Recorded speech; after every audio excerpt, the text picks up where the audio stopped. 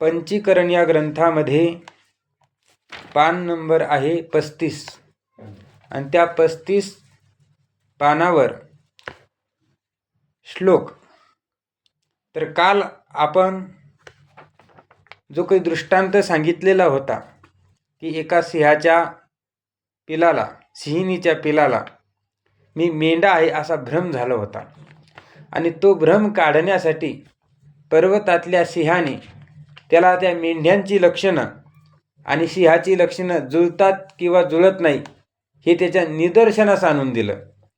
आणि लक्षणं जुळत नाही, मग अशा वेळेस या पर्वतातल्या सिंहाची लक्षणं आणि या छोट्या सिंहाची लक्षणं जुळतात हे त्यांनी सिद्ध केलं.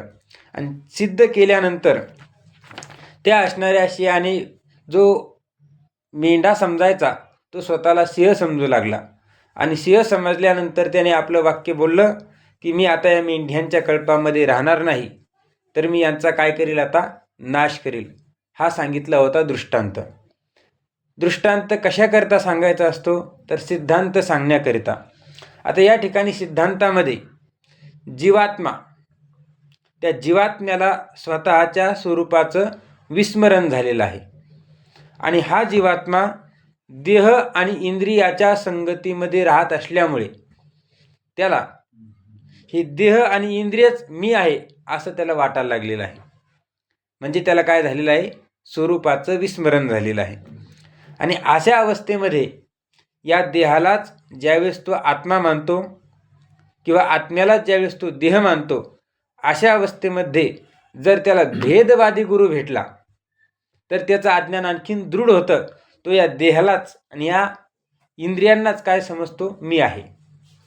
पण ज्यावेळेस त्या असणाऱ्या जीवाचं पूर्वपुण्य उदयाला येतं आणि पूर्वपुण्य उदयाला आल्यानंतर त्याला श्रीगुरू भेटतात, भगवंताची कृपा होते. भगवंताची कृपा झाल्यानंतर श्रीगुरू भेटतात आणि श्रीगुरू भेटल्यानंतर ती श्रीगुरू त्याला काय करतात, प्रश्न करतात की तू कोण आहेस आणि तू ब्रह्मस्वरूप ओळखलं आहेस का. त्यावेळेस हा शिष्य काय म्हणतो की मी कोण आहेस, तर मी मनुष्य आहे आणि ब्रह्मस्वरूप मला काही माहिती नाही, अशा प्रकारचं तो उत्तर देतो. त्यावेळेस त्याला श्रीगुरू सांगतात की तू मनुष्य नाही आहे, तू या देहाहून, या इंद्रियाहून तू कसा आहे तर वेगळा आहे. कारण की देहाची लक्षणं आणि तुझ्या आत्म्याची लक्षणं ही भिन्न भिन्न आहे. देहाच्या ठिकाणी अस्ति, जायते, वर्धते, विपरिणमते, अपक्षीयते आणि विनश्यते हे 6 काय आहे तर विकार आहेत.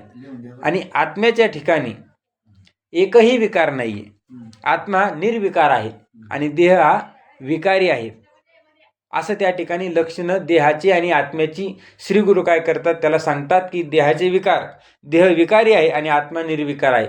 आणि अशा प्रकारचं सांगितल्यानंतर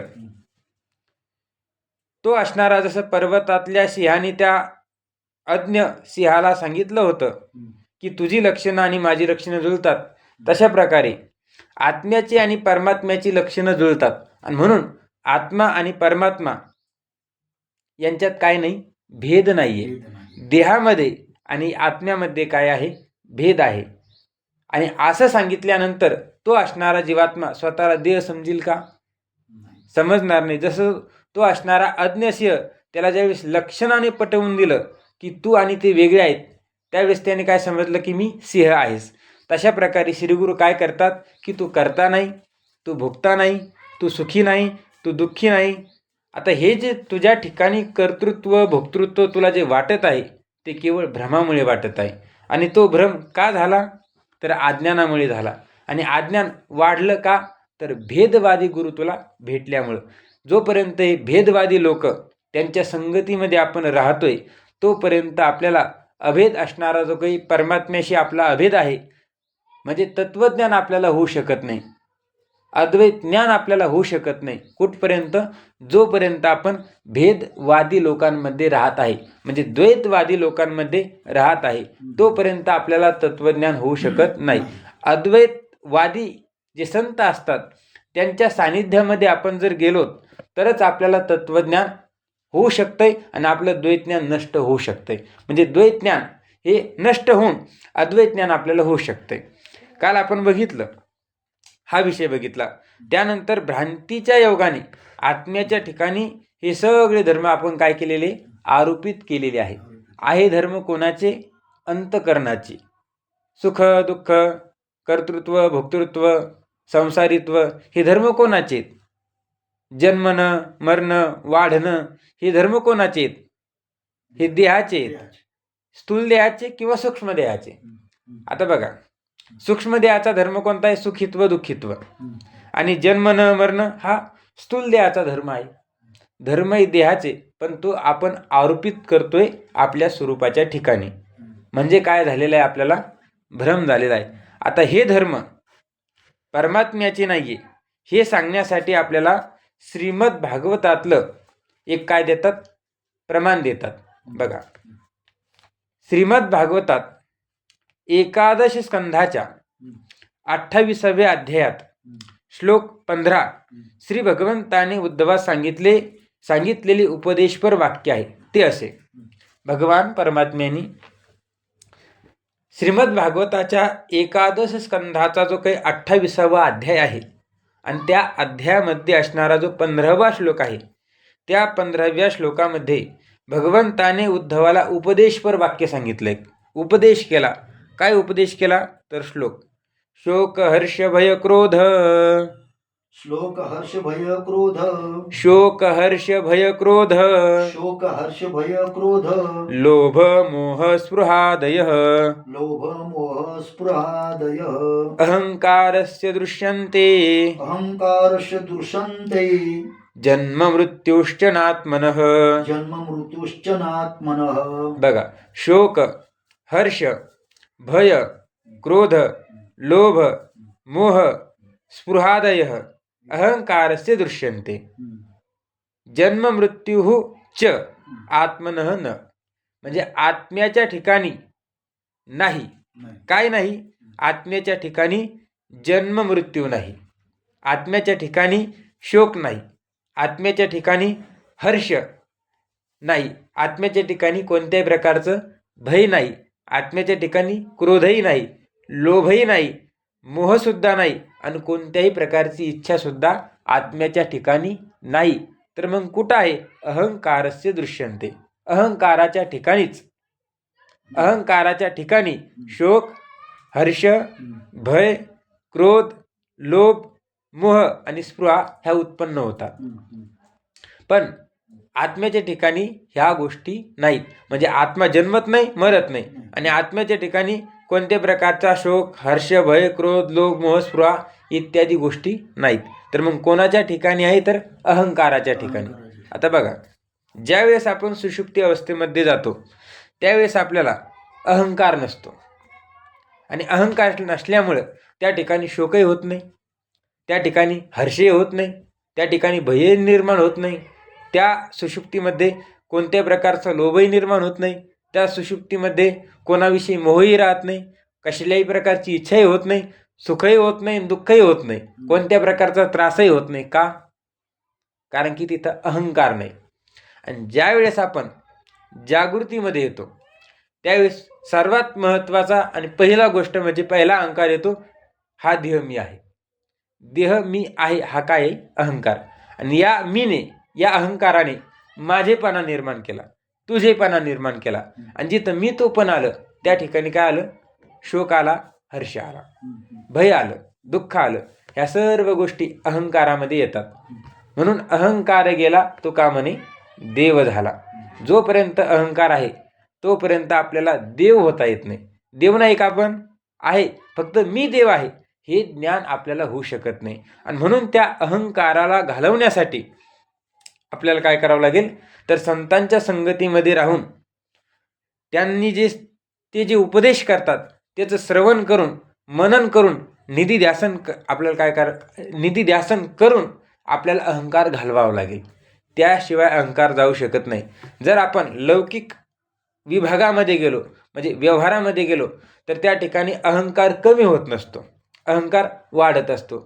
कोणाला शरीराचा अहंकार, अहंकार म्हणजे अभिमान, कोणाला शरीराचा अभिमान, कोणाला ताकदीचा अभिमान, कोणाला पैशाचा अभिमान, कोणाला माझ्या मागे इतके लोक आहे हा अभिमान, कोणाला मी इतका बुद्धिमान आहे, बुद्धीचा अभिमान, कोणाला गायनाचा अभिमान, कोणाला कीर्तन करण्याचा अभिमान, म्हणजे प्रत्येकाला कोणता ना कोणता काय आहे, अभिमान आहे. आणि तो अभिमान जोपर्यंत आहे तोपर्यंत काय आहे, शोक आणि हर्ष आहे. समजा आता आपल्याला एखादा गायनाचा, आपल्याला गायन येतं. आता गायन आल्यानंतर एखाद्याने तुमची स्तुती केली की तुम्हाला लगेच हर्ष निर्माण होतो. का? अहंकारामुळे. कारण की मी गायन करतो, हा अहंकार आहे. समजा एखाद्याने निंदा केली, मी निंदा केली, का? मी गायन इतकं चांगलं गायन करून हा माझी निंदा करतो, म्हणजे गायनाचा काय केला, अभिमान धारण केला. आणि त्यामुळे काय झालं, शोक, दुःख निर्माण झालं.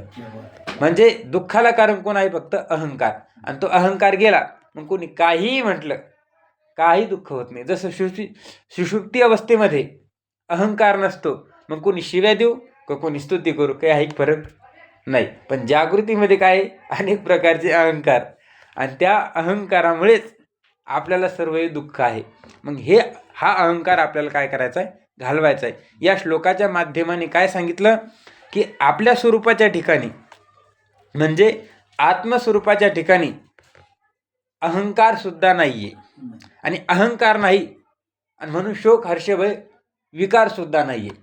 हे सर्व अहंकाराच्या ठिकाणी आहेत, आत्म्याच्या ठिकाणी काही नाही.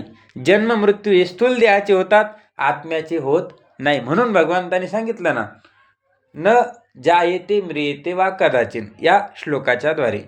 चला तर अर्थ बघा आता. शोक म्हणजे दुःख, हर्ष म्हणजे प्रसन्नता, भय म्हणजे भीती, लोभ म्हणजे लोभ, जसं पैशाचा लोभ असतो. मोह म्हणजे विवेक नसणं, अविवेक. मोह म्हणजे काय, अविवेक. अविवेक म्हणजे सार काय आहे, आसार काय आहे हे न कळणं, खरं काय आहे, खोटं काय आहे हे न कळणं, बुद्धीच नाही त्याला, याला म्हणायचं मोह. म्हणजे विवेक नाही त्याला, विचार करण्याचं सामर्थ्य नाही त्याच्यामध्ये, मोह. त्यानंतर स्पृहा म्हणजे इच्छा. जन्म मृत्यू, जन्म आणि मृत्यू इत्यादी शब्दांनी व्यक्त होणारे, इत्यादी शब्दांनी व्यक्त म्हणजे प्रगट होणारे कर्तृत्व, भोक्तृत्व आदी सगळे धर्म. त्याचप्रमाणे कर्तृत्व, भोक्तृत्व हे सारे धर्म अहंकाराच्या ठिकाणी दृष्टीस पडतात, म्हणजे अहंकाराच्या ठिकाणी आहे, आत्म्याच्या ठिकाणी नाहीत. मग आपले जर ते धर्म नाही आहेत, तर मग आपण का दुःखी व्हायचं, का प्रसन्न व्हायचं? बरं, काही मिळालं की प्रसन्न होतो आपण, आणि काही कोणी काही बोललं की दुःखी होतो आपण. म्हणजे आपले नसताना आपण त्यांना आपलं मानलेलं आहे, आणि जोपर्यंत जे आपलं नाही ते आपलं मानलेलं आहे तोपर्यंत आपण दुःखीच राहणार, कधीच सुखी होऊ शकत नाही. म्हणून जे आपलं आहे त्यालाच आपलं माना. लोकव्यवहारामध्ये जसं आपतेष्टांना सगळ्या सोयरांना काय म्हणतात, आपलं आपलं म्हणतात. आणि जर सगळा सोयरा नसेल तर त्याला आपलं म्हणत नाही. आणि आपलेच काय करतात, आपल्याला दुःख देतात. जे बाहेरचे असतात ते दुःख देत नाही, आहे की नाही? आत्म्याच्या ठिकाणी नाहीत ते कसे पहा, सांगतात. सुषुप्ती आणि समाधी इत्यादी अवस्थात आत्मा असतोच. बघा, सुषुप्ती कालामध्ये म्हणजे झोपेमध्ये आणि समाधी अवस्थेमध्ये आत्मा हा असतोच. पण त्या अवस्थात अहंकार लीन होत असल्यामुळे सुख दुःखादी धर्माची प्रतीती होत नाही. बघा, दोन अवस्था, अवस्था चार तशा: जागृत, स्वप्न, सुषुप्ती आणि समाधी. आणखीन तुर्यागा वगैरे आहेत, उन्मनी अवस्था, पण इथं मुख्य चार घ्यायच्या: जागृती, स्वप्न, सुषुप्ती आणि समाधी.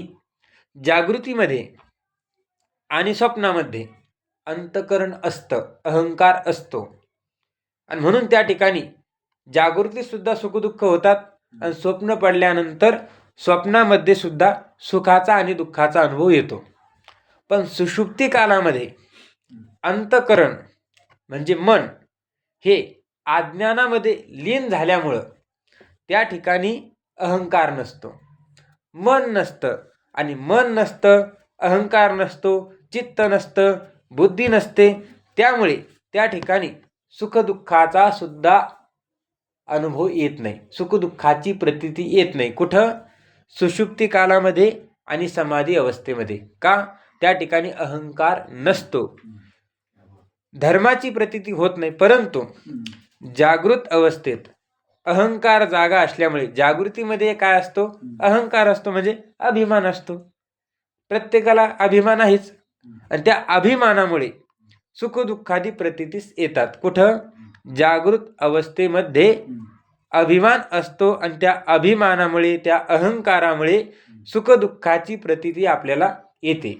म्हणजे यावरून सिद्ध होते ते हे की वरील सर्व धर्म अहंकारात असतात व आत्मा निर्विकार आहे.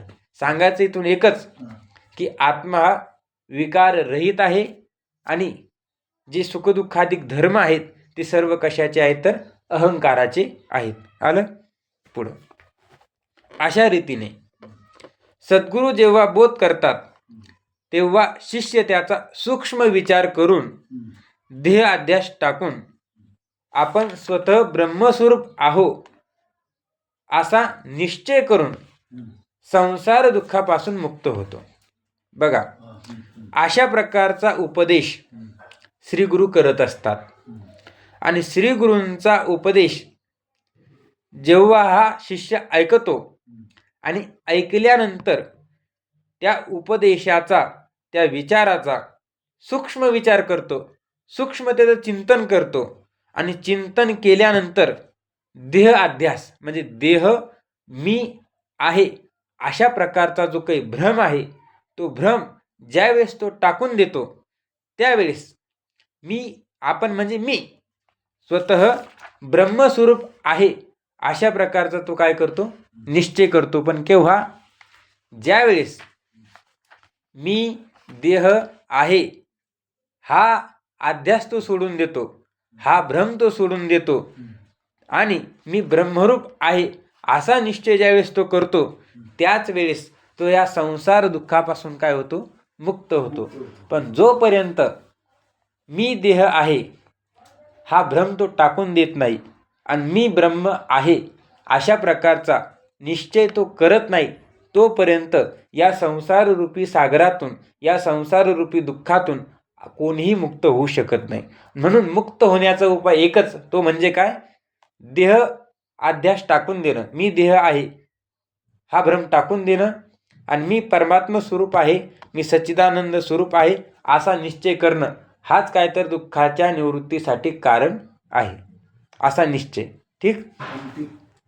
परंतु दृष्टांतात जसा पर्वतातल्या सिंहाच्या उपदेशापूर्वी त्या अज्ञ सिंहाला आपण मेंढा आहो असा भ्रम झाला होता. बघा, दृष्टांतामध्ये जोपर्यंत त्या पर्वतातला सिंह त्या अज्ञ असणाऱ्या सिंहाला तू सिंह आहे असा उपदेश करत नव्हता किंवा केला नव्हता, तोपर्यंत तो अज्ञ सिंह स्वतःला काय समजायचा? मेंढा समजायचा. पण ज्यावेळेस त्या सिंहाने त्याला उपदेश केला की तो कोण आहे? सिंह आहे, त्यावेळेस तो स्वतःला सिंह म्हणू लागला. बघा, जसा पर्वतातल्या सिंहाच्या उपदेशापूर्वी त्या अज्ञ सिंहाला आपण मेंढा आहो असा भ्रम झाला होता, त्याचप्रमाणे अज्ञानी जीवात्म्यालाही सद्गुरूच्या उपदेशापूर्वी अनादी कालापासून होत आलेल्या चुकीच्या समजुतीने देहच आपण आहो असा भ्रम झालेला असतो. बघा, जसा अज्ञानी जीव आहे त्या अज्ञानी जीवात्म्याला सुद्धा श्रीगुरूंच्या उपदेशापूर्वी अनादी कालापासून त्यांनी चुकीची समजूत केलेली आहे. काय समजूत केलेली आहे? तर मीच देह आहे, आणि मीच देह आहे हा भ्रम त्याला अनादी कालापासून आहे. का? कारण की गुरूंनी उपदेश केलेला नाही, आणि गुरूंनी उपदेश केल्यानंतर मी देह आहे असा भ्रम त्याचा राहत नाही. या रीतीने पहिल्या चौपाईच्या पूर्वार्धात जीवाला अनादी कालापासून चालत आलेल्या अज्ञानामुळे देह अध्यास होतो, त्याचे वर्णन केले आहे. पहिली चौपाई कोणती? घना दहाडानो भ्रम थयो जीवने एटले देह माने आपणे. स्वतःला तो काय मानायला लागला? देह मानायला लागला. का? अनेक दिवसांचा काय झालेला आहे? भ्रम झालेला आहे. त्यामुळे हे पहिल्या चौपाईमध्ये सांगितलं. पहिल्या चौपाईमध्ये काय सांगितलं की जीवाला कालापासून अज्ञान असल्यामुळं त्याला काय झालेलं आहे, देहच मी आहे अशा प्रकारचा अध्यास. अध्यास शब्दाचा अर्थ होतो भ्रम. मी देह आहे असा भ्रम जीवाला झालेला आहे. हा पहिल्या चौपाईचा पूर्वार्ध. आता उत्तरार्धाचा काय करतात, विचार करतात. आता पुढे उत्तरार्धात देह अध्यासाचे फळ जन्म मरणादिरूप संसाराचे दुःख प्राप्त होते. बघा, जोपर्यंत आपल्याला देह अध्यास आहे, मग त्या देह अध्यासाचं म्हणजे मी देह आहे या भ्रमाचं फल काय हो, तर जन्म मरणादिरूप संसाराचे जे काही दुःख आहे, म्हणजे पुन्हा जन्मनं पुन्हा मरणं, हे जे काही दुःख आहे ते त्याला प्राप्त होतं. कोणाला, ज्याला देह अध्यास आहे, जो या देहालाच मी म्हणतो, हा देह म्हणजेच मी आहे आणि या देहाच्या व्यतिरिक्त दुसरं काही नाही, हा देह म्हणजेच मी आहे, अशा प्रकारचा जो समजतो त्याला पुन्हा जन्मावं लागतंय, पुन्हा मरावं लागतंय, म्हणजे संसार दुःख त्याला प्राप्त होत असतं. त्याचे सद्गुरू वर्णन करतात. त्याचंच सद्गुरू काय करतात, आता वर्णन करून सांगतात. ते सारे फरे 84 लक्ष योनिनी येते. ते सारे फरे 84 लक्ष योनिनी इति. म्हणजे काय, तर ते जीव, कोणते जीव, ज्या जीवांनी देह अध्यास दृढ केलेला आहे, म्हणजे मीच देह आहे अशा प्रकारचा निश्चय केलेला आहे, अशा जीवांना 84 लक्ष योनिनी फेरे. 84 लक्ष योनीमध्ये काय करावं लागतं, त्याला फिरावं लागतं. 84 लक्ष योनी फिरता दुःख भोगिले, म्हणजे 84 लक्ष योनीमध्ये त्याला दुःख भोगावं लागतं. म्हणून आपल्याला जीवनामध्ये करायचं काय, कीर्तन प्रवचन हे येईल ना येईल हा प्रश्न वेगळा राहिला. सर्वात महत्त्वाचं म्हणजे आपल्याला देहाध्यास काढायचा आहे आणि त्यासाठीच आपल्याला मानवी देह मिळालेला आहे. कीर्तन करणं, प्रवचन करणं ही गौण गोष्ट आहे. मुख्य गोष्ट कोणती असेल, तर अगोदर आपला भ्रम काढायचा आहे. नाथ महाराज एका ठिकाणी सांगतात, सुखी जेणे व्हावे तेने जग निववावे, आज्ञानी लावावे सन्मार्गासे. आज्ञानी सन्मार्गाला केव्हा लावायचे, जोपर्यंत आपलं अज्ञान जात नाही तोपर्यंत आपण त्यांना सन्मार्गाला लावू शकत नाही. मग आपलं अज्ञान आपण अगोदर घालवा आणि त्यानंतर मग लोकांना सुद्धा त्या ठिकाणी सन्मार्गाला लावण्याचा प्रयत्न करा. आपलंच मिळणे दुसऱ्याला काय सांगणार आपण, आहे की नाही बाबा. चला, जीव स्वतःचे खरे स्वरूप विसरून, आता हा जो जीव आहे त्याने स्वतःचं खरं स्वरूप काय केलेलं, विसरलेलं आहे. विसरून देहाच्या ठिकाणी अध्यास करतो, म्हणजे देहच मी आहे अशा प्रकारचा निश्चय करतो. त्यामुळे त्यास 84 लक्ष योनी वारंवार फिरणे आणि पुन्हा पुन्हा जन्म मरण भोगणे कसे भाग पडते ते खाली दृष्टांत दिला आहे, त्यावरून नीट ध्यानात येईल. आता या ठिकाणी या जीवाला 84 लक्ष योनी कशा फिरावं लागतात यासाठी काय करतात, दृष्टांत देतात. आंधळ्याचा दृष्टांत बघा. एका मोठ्या शहरात एक आंधळा राहत असे. एक आंधळा होता, शहर मोठं होतं, तिथं राहत होता. शहरात होणाऱ्या अनेक प्रकारच्या त्रासामुळे शहराबाहेर जाऊन राहण्याची त्यास एक वेळ इच्छा उत्पन्न झाली. मग एक दिवस तो कंटाळा शहरामध्ये राहून खूप त्रास वाटू लागला, म्हणून तो शहराच्या बाहेर राहण्याची काय करू लागला, जाण्याची इच्छा करू लागला. आणि इच्छा करत असताना इतक्यात त्यास एक माणूस भेटला. कंटाळा, शहराच्या बाहेर जाण्याची इच्छा उत्पन्न झाली आणि तेवढ्यात त्याला एक माणूस भेटला. त्यास त्या आंधळ्याने विचारले, त्या मनुष्याला त्या असणाऱ्या आंधळ्याने विचारलं, काय विचारलं, अरे बाबा, शहराबाहेर जावायचा रस्ता कुठे आहे, या शहरातून मला बाहेर जायचं आहे, तर मला रस्ता तरी सांग तू, रस्ता कुठं आहे. तेव्हा त्या माणसाने उत्तर दिले की, त्यावेळेस त्या माणसाने काय दिलं, उत्तर दिलं. काय उत्तर दिलं, या शहराला दरवाजा एकच आहे. हे जे काही शहर आहे, ज्या शहरामध्ये तू राहतोय त्या शहराला एकच दरवाजा आहे. म्हणून तू शहराभोवती असलेल्या कोटाच्या भिंतीला धरून धरून चालू लाग. पूर्वीच्या काळामध्ये पूर्ण असणाऱ्या गावाला काय असायची, कोट असायचा आणि दरवाजा एकच असायचा. मग त्या असणाऱ्या जो डोळस मनुष्य होता त्या आंधळ्याला सांगू लागला की या शहराला एकच काय आहे तर दरवाजा आहे, आणि तू या भिंतीला चालून या भिंतीला धरून धरून चालू लागला तर तुला एक वेळ दरवाजा लागेल, मग त्या दरवाजातून तू काय कर, तुझी इच्छा पूर्ण कर, असं त्या माणसाने सांगितलं. असे चालता चालता ज्यातून शहराबाहेर जाण्याचा रस्ता आहे असा जो दरवाजा तो तुझ्या हातास लागेल. म्हणजे असा तू चालत राहिलास तर तुला काय लागेल, शहराबाहेर जाण्याचा जो रस्ता आहे त्या रस्ता आहे असा जो दरवाजा, तो दरवाजा तुला लागेल. आणि दरवाजा हातास लागला की तो हातास लागल्याबरोबर त्यातून बाहेर निघून जा. तो दरवाजा तुझ्या हाताला लागला की त्यातून बाहेर निघून जा. म्हणजे तुझ्या मनातला हेतू सिद्ध होईल. तुझं जे काही मनोगत आहे, तुझं जे मनोरथ आहे, तुझी जी इच्छा आहे ती काय होईल, पूर्ण होईल. असे ऐकल्याबरोबर तो आंधळा त्याने सांगितल्याप्रमाणे कोटाची भिंत धरून चालू लागला. मग आता त्या माणसाचं त्याने ऐकलं आणि ऐकल्याबरोबर लगेच त्याने कोटाच्या भिंतीला हात लावला आणि भिंतीला धरून धरून धरून तो चालू लागला. अशा रीतीने चालता चालता काही वेळाने तो दरवाजा आला आणि खूप वेळ झाला भीतीला धरत धरत चाललेला आहे आणि दरवाजा आला. आल्यानंतर काय झालं, आणि त्याला त्याचा हात लागणार इतक्यात दरवाजा आलेला आहे, फक्त फुटभर बाकी आहे. आणि दरवाजाला हात लागणार एवढ्यात काय झालं, कर्मधर्म संयोगाने म्हणजे त्याच्या दुर्दैवाने त्याच्या शरीरावर असलेल्या खरजीस किंवा गजकर्णास एकाएकी अतिशय खाज सुटली. गजकर्ण होतं, त्याला खाज आली, त्याने हात काढला आणि खाजू लागला आणि पुढे चालू लागला. दरवाजा पाठीमाग निघून चालला. खाज त्यामुळे चालता चालताच कोटाच्या भिंतीवरील हात काढून त्याने तो गजकर्ण खाजवू लागला. खाज बंद झाल्यावर पुन्हा तो आपला हात वर करतो तो ती कोटाची भिंत पहिल्याप्रमाणे त्याच्या हातास लागली. म्हणजे खाजवत असताना दरवाजा मागं निघून गेला आणि पुन्हा काय लागली, भिंत लागली. तो ती कोटाची भिंत पहिल्याप्रमाणे त्याच्या हातास लागली. पण उपयोग काय, आता दरवाजा मागं निघून गेल्यानंतर पुन्हा हात लावला पण त्या ठिकाणी भिंत लागली. जसं बस निघून गेल्यानंतर हात देऊन काही फायदा आहे का, नाही ना. बस पुढे गेली 1 किलोमीटर चालला हात देऊन, जमन का ते, नाही जमणार. तसं या ठिकाणी या आंधळ्याचं झालं ना. जोपर्यंत दरवाजा होता तोपर्यंत खाजवत राहिला आणि दरवाजा निघून गेला पुन्हा हात लावला, उपयोग नाही झाला. खाजते वेळी तो दरवाजा चुकून पुष्कळच मागे राहून गेला.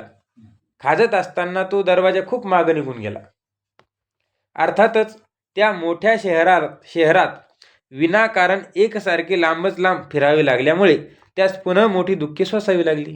ती अशी बघा, दरवाजा आल्यानंतर त्याला खाज आली आणि खाज आल्यानंतर पुन्हा त्याला भिंतच लागली आणि पुन्हा मग तो असा फिरू लागला.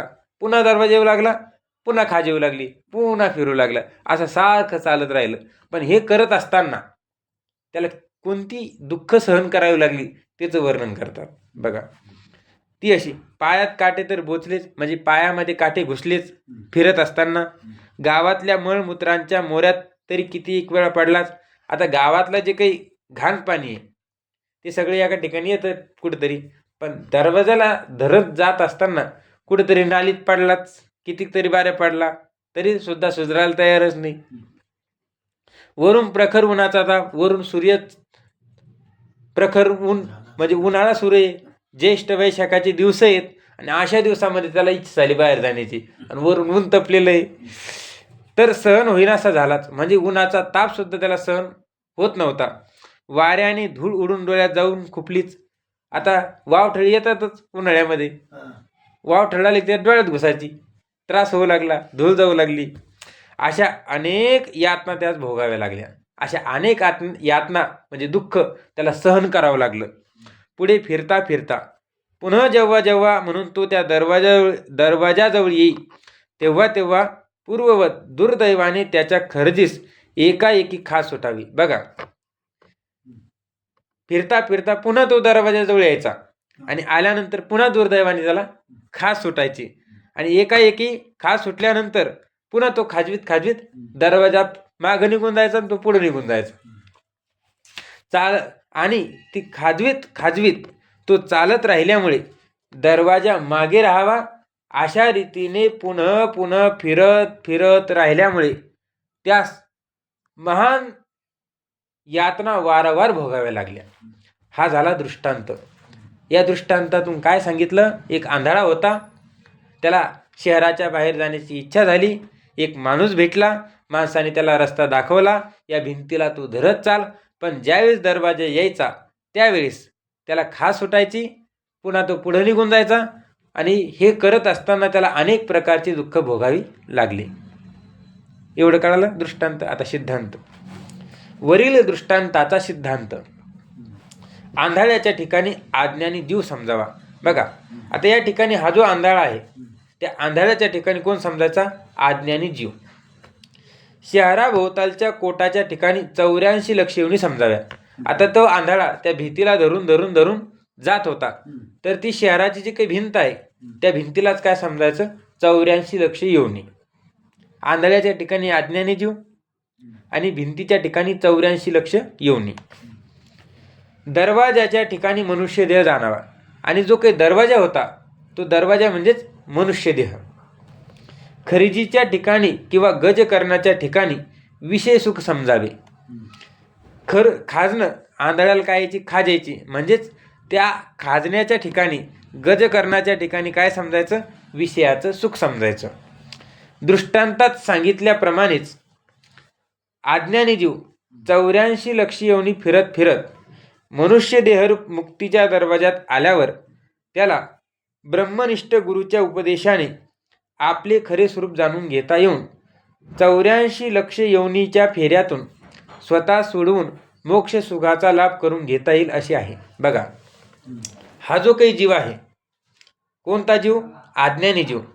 तो आज्ञानी जीव 84 लक्ष योनी फिरत फिरत या मनुष्य देहरूपी दरवाजामध्ये आलेला आहे. आणि या मनुष्य देहरूपी दरवाजात आल्यानंतर या अज्ञानी जीवाला श्रीगुरूंची सानिध्य करून, श्रीगुरूंची सेवा करून, ब्रह्मनिष्ठ गुरूंच्या उपदेशाने स्वतःचं स्वरूप जाणता येतंय. पण हा जीव काय करतो? मनुष्य देह 84 लक्ष योनीमध्ये फिरत फिरत फिरत या गावाला आलेला आहे. देहरूपी गावाला, मनुष्यरूपी गावाला आलेला आहे. परंतु मनुष्यरूपी गावाला आल्यानंतर तो श्रीगुरूंची सेवाही करत नाही, श्रीगुरूंचा सहवासही करत नाही आणि त्यांचा उपदेशसुद्धा ऐकत नाही. म्हणजे श्रीगुरूंची सेवा करून या अज्ञानी जीवाला या 84 लक्ष योनीतून जे दुःख प्राप्त होतंय त्या दुःखातून मुक्त होता येते आणि मोक्ष सुखाचा लाभ घेता येतोय. पण हा जीव असं करत नाही. का करत नाही? जसं त्या आंधळ्याला दरवाजाजवळ आल्यानंतर खास सुटायची, तसा हा जो अज्ञानी जीव आहे या मनुष्य देहरूपी दरवाजामध्ये येऊन सुद्धा या मनुष्य देहामध्ये तो काय करतो? विषय सुखाच्या भानगडीत पडतो. हे विषय मला मिळावे, ते विषय मला मिळावे, ते मिळण्यातच काय मनुष्य देह निघून जातो आणि मग पुन्हा त्याला 84 लक्ष योनी फिराव्या लागतात. पुन्हा दरवाजा येतो, पुन्हा त्याला विषय सुख आवडतं, हे मिळावं ते मिळावं, म्हणजे विषयामध्ये तो रममान होऊन जातो. 84 लक्ष योनीच्या फेऱ्यातून स्वतः सोडून मोक्ष सुखाचा लाभ करून घेता येईल असे आहे. म्हणजे या मानवी देहानेच श्रीगुरूंच्या उपदेशाने आपल्याला मोक्ष सुखाचा लाभ घेता येतोय. पण अज्ञानरूप अंधतेच्या योगाने हा जो काही जीव आहे याला आंधळेपणा आलेला आहे. कशाचा आंधळेपणा आलेला आहे? तर स्वस्वरूपाच्या अज्ञानाचा आंधळेपणा आलेला आहे. त्या अज्ञानरूप अंधतेच्या योगाने हा अज्ञानी जीव मनुष्य देह मुक्तीचे द्वार आहे, यात मोक्षाचे साधन केलेच पाहिजे असे जीव समजत नाही. जीव समजत नाही. काय समजत नाही? तर हा मनुष्य देह मुक्तीचं साधन आहे. द्वार म्हणजे साधन. मनुष्य देह हे मुक्तीचं साधन आहे आणि या मनुष्य देहामध्ये आपण मुक्तीचं साधन केलं पाहिजे असं त्याला समजत नाही. म्हणजे ते केलं पाहिजे असं त्याचा निश्चय होत नाही किंवा तो करत नाही. का? अज्ञानामुळे. अज्ञानामुळे म्हणजेच विषय सुखामध्ये रममान असल्यामुळे त्याला हा मानवी देह मोक्ष सुखाचं साधन आहे हे त्याला कळत नाही. पण अज्ञानरूप अंधतेच्या योगाने हा मनुष्य देह मुक्तीचे द्वार आहे, यात मोक्षाचे साधन केलेच पाहिजे असे जीव समजत नाही आणि नाना प्रकारचे विषय भोग व असद आचरण रूप ज्या खर्जी किंवा जी गज करणे त्यांच्या ठिकाणी रत होऊन सर्व आयुष्य व्यर्थ घालवितो. बघा, दृष्टांतामध्ये जसं तो आंधळा दरवाजा जवळ आल्यानंतर त्याला खाज सुटायची आणि दरवाजा मागं निघून जायचा, तसं हा अज्ञानी जीव मनुष्य देहरूपी दरवाजामध्ये आल्यानंतर, मुक्तीच्या दरवाजामध्ये म्हणजे मानवी देहामध्ये आल्यानंतर याला काय सुटते? खाज सुटते. कशाची खाज सुटते? विषय भोगण्याची खाज सुटते. किंवा असद आचरण रूप म्हणजे शास्त्राने जशा प्रकारचं आचरण सांगितलेलं आहे तशा प्रकारचं आचरण तो करत नाही आणि शास्त्रविरुद्ध आचरण करतो. थोडक्यात विहित कर्म करत नाही आणि निषिद्ध कर्म करायला लागतो.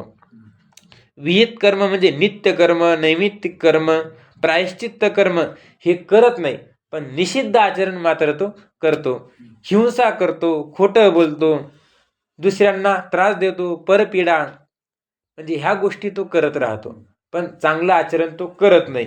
म्हणजे हीच काय तर खाज आहे आणि हीच काय तर गज करणं आहे.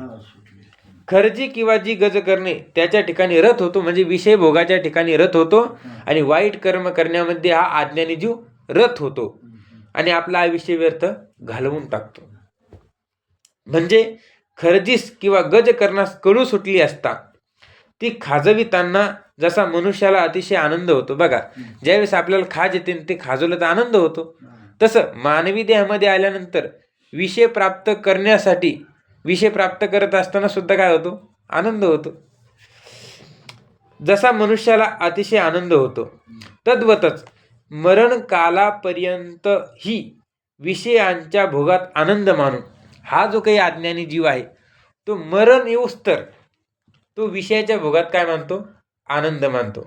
शब्द लोकांनी आपली स्तुती केली की आनंद होतो, स्पर्श विषय प्राप्त झाले की आनंद होतो, चांगलं रूप बघितलं की आनंद होतो, चांगलं खायला मिळालं की आनंद होतो आणि चांगलं सुगंधित द्रव्य मिळाले तरी आनंद होतो.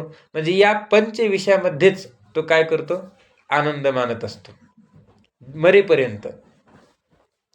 त्यावरील आपली आसक्ती तो जराही सोडित नाही. म्हणजे हे जे काही विषय आहेत ह्या विषयापासून आपण बाजूला गेलं पाहिजे, आपण आसक्तीरहित झालं पाहिजे असं त्याला वाटत नाही. का वाटत नाही? कारण की त्या विषयामध्ये त्याला काय वाटतो? आनंद वाटतो. आणि जिथं माणसाला आनंद वाटत असतो तो विषय मनुष्य सोडत नसतो, जराही सोडित नाही आणि परमेश्वरावर प्रीती करीत नाही. म्हणजे भगवान परमात्म्यावर प्रेम करत नाही, भगवंताचं भजन करत नाही. असे करता करता त्याच्या या कुडीतून प्राण निघून गेला म्हणजे त्याचे मनुष्य देहरूपी मोक्षद्वार हातचे गेले असे होऊन 84 लक्ष योनीचा कोट पुन्हा त्याच्या हातास लागतो. बघा, मानवी देह भेटला, पण मानवी देहामध्ये येऊन भगवान परमात्म्याच्या प्राप्तीचं साधन केलं नाही आणि साधन केलं नाही तर उलट विषयांचा भोगत राहिला, विषय भोगत राहिला आणि विषय भोगतच या असणाऱ्या मानवी देहातून त्याचा प्राण निघून गेला. म्हणजे हा मानवी देह निघून गेला म्हणजे त्याचा मोक्षाचा दरवाजा निघून गेला. ज्या देहामध्ये मोक्षाचं साधन करता येतंय ते साधनच निघून गेलं. मग साधन निघून गेल्यानंतर साध्य कसं प्राप्त होईल? होऊ शकत नाही. आणि म्हणून ते साधन निघून गेल्यानंतर पुन्हा त्याला पुनरपि जननम पुनरपि मरणम पुनरपि जननी जठरे शयनम य संसारे खलु दुस्तारे कृपया पारे पाहि मुरारे, अशा प्रकारची त्याची काय होऊन जाते? अवस्था होऊन जाते. अशा प्रकारे त्याला पुन्हा जन्म मरण रूपी जी काही 84 लक्ष योनी आहे, म्हणजे पुन्हा जन्मनं पुन्हा मरणं, अशा प्रकारे त्याला 84 लक्ष योनीमध्ये फिरावं लागतं. मग त्यात म्हणजे त्या 84 लक्ष योनीमध्ये त्यात बैल, घोडा, गाढव इत्यादी पशूंची शरीरे घेऊन त्यास महादुःखे भोगावी लागतात. बरं, आता मानवी देह गेल्यानंतर त्याच्या कर्मानुसार त्याला त्या त्या देहामध्ये त्याला ते देह भेटतात. म्हणजे कर्म जसं कर्म असेल तशा प्रकारचं त्याला देह भेटतो, तशा प्रकारचे त्याला सुखदुःख प्राप्त होतात. मग कधी बैलाचा देह मिळतो, तर कधी घोड्याचा देह मिळतो, तर कधी गाढवाचा देह मिळतो, आणि त्या देहामध्ये महादुःख त्याला भोगावे लागतात. अशा पशुच्या पाठीवर लोक तो वाकेपर्यंत ओझे लादून त्यास काठीने मारीत किंवा पराण्याने टोचीत चालवितात. आता बघा, त्या असणाऱ्या गाढवाच्या पाठीवर लोक काय करतात, ओझं देतात, आणि नाही चालायला लागला की त्याला मारतात. आणि जसं बैलगाडी समजा, आता हे ऊसतोड कामगार असतात, बैल नाही चाललं की टोचण्या मागून, आणि इतकं मोठं वज असतं ते, म्हणजे किती कष्ट आहे ते. मग अशा पशुला कोणी आठवणीने खावायला दिले तर त्याला खावास मिळावायचे. आता पशु जन्म मिळाल्यानंतर त्याला जर मालक चांगला असेल तर त्याला टायमावर पाणी पाजतो, टायमावर त्याला चारा टाकतो, आणि तो जर असाच असला तर मग त्या पशुचं किती मरण आहे, म्हणजे किती दुःख भोगावं लागतं ते. एवंच त्या पशुच्या स्वाधीन असा कोणताही व्यवहार राहू शकत नाही. बघा, त्या बैलाच्या अधीन कोणताच व्यवहार नाही, सगळं मालकाच्या अधीन आहे. मालक जसा करम तसं त्याला करावं लागतंय. मालकाने पाणी पाजलं तर पाणी प्यावं लागतंय, मालकाने चारा टाकला तर चारा खावा लागतोय, नाहीतर उपाशीच राहावं लागतं. अरे अरे अरे, काय त्या बिचाऱ्याला दुःख होत असेल, किती दुःख होत असेल बघा ना तुम्ही. हाय का याचा विचार? चालता चालता अगदी थकून गेला असला तरी, मी थकून गेलो आहे, मला चालवत नाही, असे त्या बिचाऱ्या सांगता सुद्धा येत नाही. आता खूप दमलेला आहे, थकलेला आहे, मी थकलोय असं त्याला सांगता येत नाही चालायला लागली ठोकी. त्यामुळे केवळ दुःख भोगणे हे मात्र त्याच्या कपाळी येते. म्हणजे मानवी देहाला सोडून इतर देहामध्ये केवळ दुःखच भोगावं लागते. फक्त मानवी देहामध्ये थोडं समजुतीने आपण त्या दुःखाचं निराकरण करू शकतो. त्यामुळे केवळ दुःख भोगणे हे मात्र त्याच्या कपाळी येते. आता तसं या मानवी देहामध्ये सुद्धा काही काही बैलाच्याच भावात गेलेले आहेत, म्हणजे बैलच झालेले आहेत ना. म्हणजे बैलच झालेले आहेत. त्या बैलाला त्रास होतोय तसं यांना सुद्धा त्रास हातानं करून घ्यायला लागले, बाकी काहीच नाही. चला, तर मनुष्य देह मिळाला असूनही त्याने आत्मज्ञान संपादन केले नाही. म्हणजे एवढा मोठा आपल्याला देव दुर्लभ असणारा देह प्राप्त होऊन सुद्धा तो आत्मज्ञान संपादन करत नाही. अहो बघा ना, ज्या देहाची इच्छा देव करतात, इहलोकीचा हा देह देव इच्छिताती पाहे, किंवा स्वर्गीचे अमर इच्छिताती देवा, मृत्यू लोकी व्हावा जन्मामा. देव सुद्धा काय करतात, या मानवी देहाची इच्छा करतात. पण ज्यांना मानवी देह मिळालेला आहे पण मिळून सुद्धा त्यांना त्याची किंमत कळत नाही, मग या लोकांची काय होणार, या बैलावानीच होणार आहे, दुसरं काय. आता तर आत्मज्ञान संपादन केले नाही त्याचे फल हे की 84 लक्ष योनी त्यास फिरावे लागत आहे. त्याला पुन्हा पुन्हा 84 लक्ष योनी फिरावे लागतात. पुन्हा पुन्हा जन्म मरणाचे ओझे उचलावे लागत आहे. पुन्हा त्याला जन्मावं लागतंय, पुन्हा मरणावं लागतंय. म्हणून मनुष्य देह प्राप्त होऊनही जो जीव मोक्षाचे साधन न करता अधर्माने केवळ विषय उपभोगात मग्न होऊन आपले सर्व आयुष्य खर्च करतो, त्या जीवास मनुष्य देह नष्ट झाल्यानंतर पश्वादिकांचे देह धारण करावे लागून विलक्षण दुःखी भोगावी लागतात. बघा, ज्याला मनुष्य देह प्राप्त होऊन मोक्षाचं साधन जो करत नाही आणि अधर्माने आचरण करतो, अधर्माने विषयाचा उपभोग घेतो, त्याचं सर्व आयुष्य काय होतं, खर्च होतं. म्हणजे अशा असद आचरणामध्ये, अधर्माच्या आचरणामध्ये आपलं आयुष्य तो खर्च करतो. त्या जीवाला मनुष्य देह नष्ट झाल्यानंतर त्याला पश्वादिकांचा देह धारण करावा लागतो आणि नाना प्रकारचे विलक्षण दुःख त्याला भोगावी लागतात. ठीक. ओम पूर्णमदः पूर्णमिदं पूर्णात् पूर्णमुदच्यते पूर्णस्य पूर्णमादाय पूर्णमेवावशिष्यते. ओम शांती शांती शांती.